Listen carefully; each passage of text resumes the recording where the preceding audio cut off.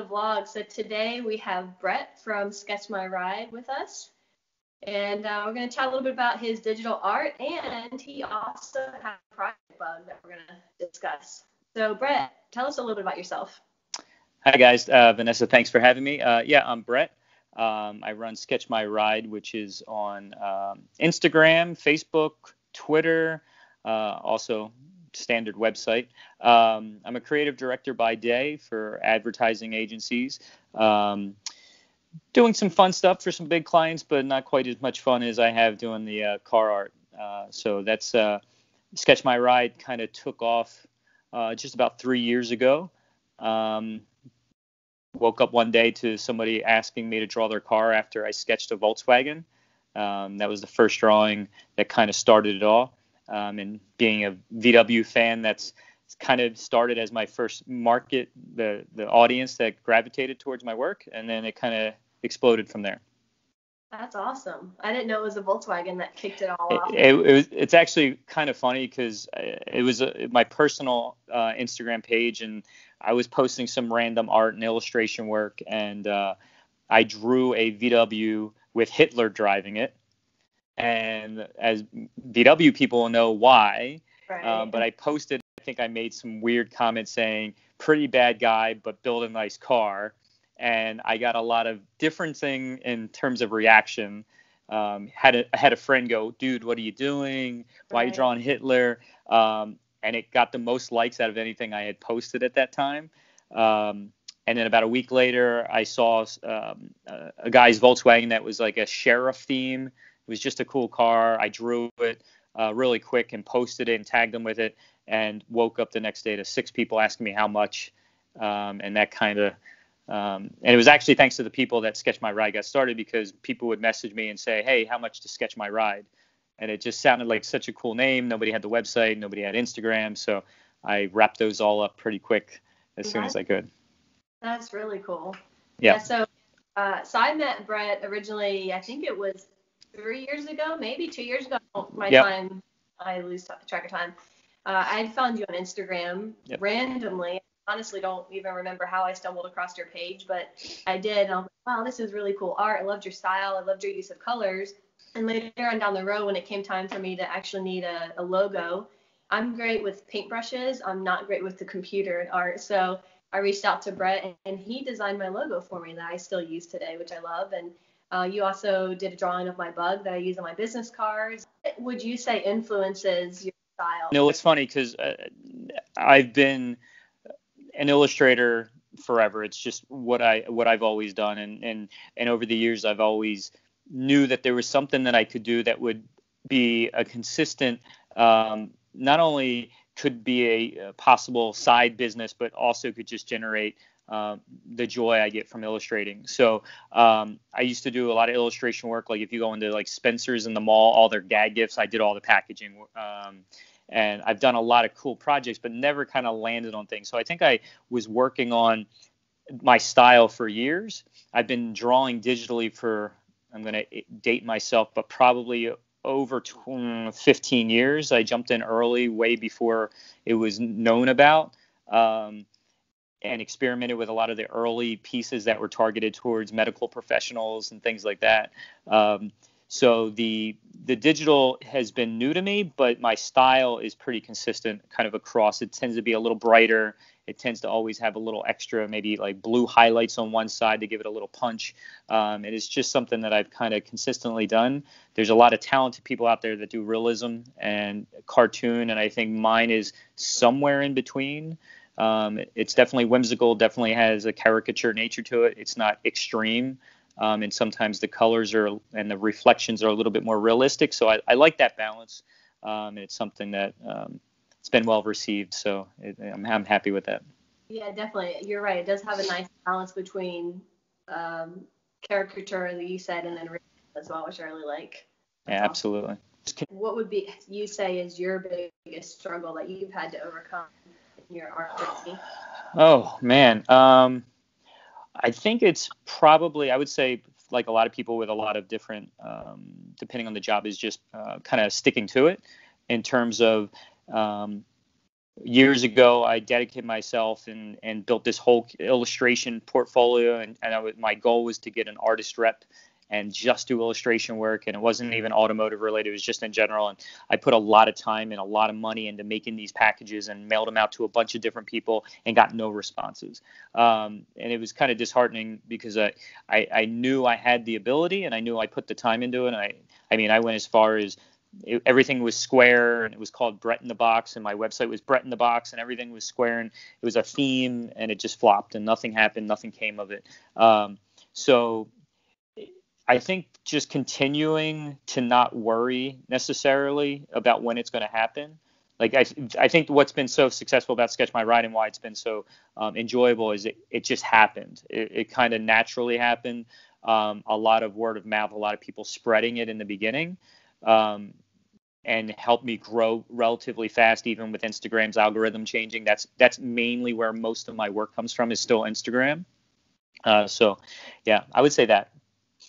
Yeah, I can definitely understand that. I think word of mouth is really the best way. I mean, if social media is great, websites are great, but word of mouth, there's just nothing else like it, in my opinion. I get a lot of business off of word of mouth as well. So what would you say is one of your biggest accomplishments as an artist? That might be tough. I've had a few different kind of neat experiences. Some of them with Sketch My Ride, some of the prior to, I've done a lot of different things, and I'm kind of well-rounded, I think, which helps when it comes to doing some of this art as well. I'm not just an artist. I think I have, because of my background in design and advertising, I had paintings in a gallery exhibit in New York. Uncar related, it was completely different. Through Sketch My Ride, probably one of the coolest things is my art was on a TV show on ABC. I drew a motorcycle where an actor was pretending to draw the motorcycle. So my work was on a Marvel TV show, which was kind of neat. And then outside of that, doing some work for some builds that have been used at SEMA is definitely cool as well. So I'm hoping to do a little bit more of those. I'm starting to venture into the build illustrations, the pre-builds, and some renderings, and not just the kind of cartoon approach. So trying to spread out there. But definitely the TV show was a very cool thing to have. That's awesome. I know one of the build sketches that you had done for Hawk Designs with the flat fender Jeep. Yeah. I worked on the Jeep, and then you had done the artwork beforehand. And so when I felt like in some odd way we collaborated, even though. Yeah, absolutely. No, absolutely. I was thinking about that quite a bit. Is the thing I've really enjoyed a lot about kind of the experience of Sketch My Ride is kind of the Instagram and all social media, but it really brings artists together, I think, and collaborate. I mean, yes, you reached out to me for your logo, and then I've worked on a drawing that you're actually pinstriping in real life, and eventually you'll come pinstripe my bug. I'll make sure of that. Yeah, that's kind of a neat thing to have happen. Yeah, it is. It's crazy how it brings different people together, different talents that otherwise probably would have never met, especially because we're hours away, from each other. So absolutely. Really awesome. I will say really one thing I've noticed too with all the car artists, and I don't know why this is, almost every car artist on Instagram that I've talked to or met is all a Volkswagen person. Almost every single one has had one or started with one or currently has one. It's very odd, but it's very cool at the same time on how big the VW community is. That is awesome. That's really cool. Tell us about your bug. What's going on with that? Yes. So, sad to say, but 15 years ago or so. So originally, I guess I'll start with maybe what led me to the VW. My uncle had a orange 73 Super Beetle that when we would spend time over his house when I was younger, he would drive us around in, and I remember sitting in the back seat and something about the smell of a VW. And when my sister is 2 years older than me, when she became 16, they gave her the car for her first car, and she hated it. Oh. She hated it. She drove it to college. She said everybody made fun of her because of this bright orange bug. Hated it. So when she got to be like 19 or 20, my parents helped her buy another car, and that bug was passed down to me, which I was thrilled about. I tried to do some body work on it. I had no idea what I was doing. I went out and I had lowered the struts on it and went out to buy wheels. Had no idea what I was doing, so I picked out wheels that were deep dish and put them on the car, and they stuck out like 3 inches. Had to get wider fenders, all this stuff. I had it painted plum crazy purple, and that was kind of my first jump into the VW, and I've always loved it. Made the mistake of selling it right before I got married. And then so after I was married for a couple of years, I went and decided I was getting a bug again.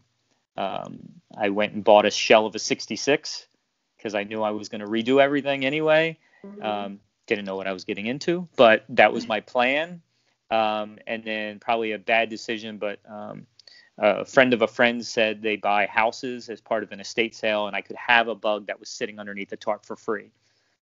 It was a convertible. I said I'd take it, but I only had a 1-car garage, so I made the decision to switch and get rid of the 66.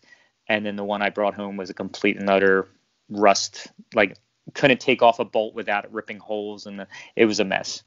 So fast forward, I ended up buying a 72 Super Beetle convertible, which then I tore apart and sent into the shop, ran out of money. So for 15 years, it's been in progress. But it's a 72 Super Beetle that will be a full-time roadster. I've had the top removed. The windshield's been chopped 4 inches. Suicide doors. The seats were lowered with aftermarket hot rod seats because of the windshield chop. The back seat the support for the back seat was then thinned down and lowered so we could lower the back seat mount as well. The dash is all custom. We'll have 5 gauges, custom gauges from Autometer, so they light up green because there'll be a split color black and green on the outside. 17-inch wheels in the front, 18s on the rear. Early gas tank modded in the front. A lot of custom touches, custom emblems, but it's still not done. But it's getting there. But once it's done, it's gonna be like. It was never meant to be this extreme. It was meant. The problem is, being an artist, I guess, we're cursed, I think, sometimes with having a vision. So I drew a sketch when I took it to the shop for the first time and said, this would be cool. And they were like, oh, yeah, it would. And then I didn't know how much money and time and challenges. So, my only regret at this point is that when I bought it, I could have drove it for 5 or 6 years. Well, I did some things, and instead I blew it apart, took it apart, got rid of parts I didn't want, and then when I was hurting for money, it was apart and I couldn't do anything. So that would be my one regret that I could do over. Yeah, I know it's hard with projects. You want to get them done, jump in, and then I don't think it goes as we hope or plan for pretty much anybody. Yeah, absolutely. So, yeah, I mean, it's my poor man's hot rod, I'll say, but I'm influenced by kind of like Foose and Ken Diggett and some of those kind of classic but modern twists that I hope that the non-VW person will look at it and not know everything that's changed. Mm-hmm. And then the VW people will really know what's changed. Even some of the choices, like my side mirrors are for like a 36 Ford, I think, but they're round and they look similar to what a VW mirror would be, but it's not.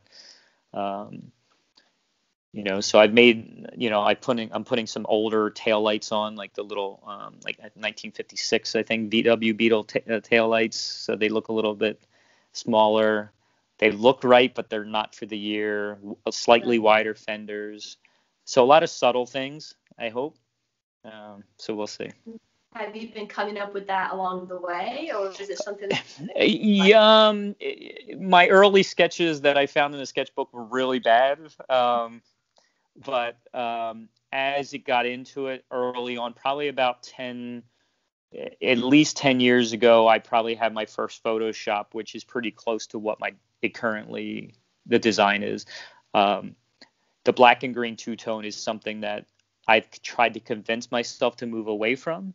And the only reason why that is because my one thought is I don't want somebody to see this car from afar and go, oh, look, it's a bright green car, and miss all the details. So I was trying to pull back, but every time I do, I come back to that color palette. It's the color palette of my logo. It's for whatever reason, it's the color that sat with me. And now I'm calling it the Scarab. That's kind of my name for the build. That's based on, there's actually a black and green Scarab Beetle, I think from Egypt or somewhere. But it's black and this bright kind of green. So I designed a custom emblem that will replace the hood emblem, and my horn emblem has a scarab engraved into the horn emblem. So that color is now staying. It's not going to go anywhere. Yeah, that's cool. I'm a huge fan of black and green. If you haven't noticed, that's like my logo is that, my hoodies, a lot of stuff. I love green's my favorite color. So. Yeah, absolutely. I'm not going to argue you with that. That's cool. I'm excited. I'm excited for when your bug's done. I think that we'll probably no doubt see each other at some shows, and I think it'll be, and then for you, it's just going to be absolutely finally. Yeah. Let me get to describe it. Everybody keeps saying, when's it going to be done? And I said, well, it was supposed to be done before my son was born, and my son is 15 now. So I keep every birthday, my birthday's in June, towards the end of June. So I'm hoping it's roadworthy for them. That would be a good moment if we can pull that off. I hope you can. Really do. And I think at that time it's gonna be like it was worth it. Yeah. At this point, it's like I almost gave up on it about 3 years ago, and I got to the point where I was like, it's going to be too much money, too long of a wait. I looked online and I found like a 1960s bug that was almost the color I wanted. It was beautiful. I knew it would be cheaper to buy than finish mine, and thankfully my girlfriend convinced me. She's like, you're going to get in that car every day, and you're going to go, that's not yours. You didn't do a thing to it. Mm-hmm. And every time somebody comes to you at a show and goes, what you do, and you said you bought it, you're going to be disappointed. So I'm happy I stuck with it, trying to be patient. But yeah, I agree. Sometimes when we settle like that, every time we look at it, we're like, oh, man, why did I do that? I should have just stuck with it. So. Yeah, exactly. Cool. Well, I have one more question I want to ask you. It's my random question. I gave Brett a warning that I have a random question for him, but he wouldn't know what it was. What's in your fridge right now? What's in my fridge right now? Oh, God. Considering it's me and my girlfriend don't have our kids this week, the fridge is probably pretty bare since we probably haven't shopped because they eat us out of the house while they're here. So I would say what's in the fridge is some leftover soup that my girlfriend made for dinner tonight. A few hard ciders, and some pineapple, and some blueberries, and some strawberries. Hey, that sounds pretty healthy. That's probably about it, though. Sounds like our fridge some days. Yeah, right. Have to make it a story yet. Exactly. Yeah, cool. Well, Brett, I want to thank you so much for taking time to meet with me, to chat, tell us about your artwork, talk about your bug.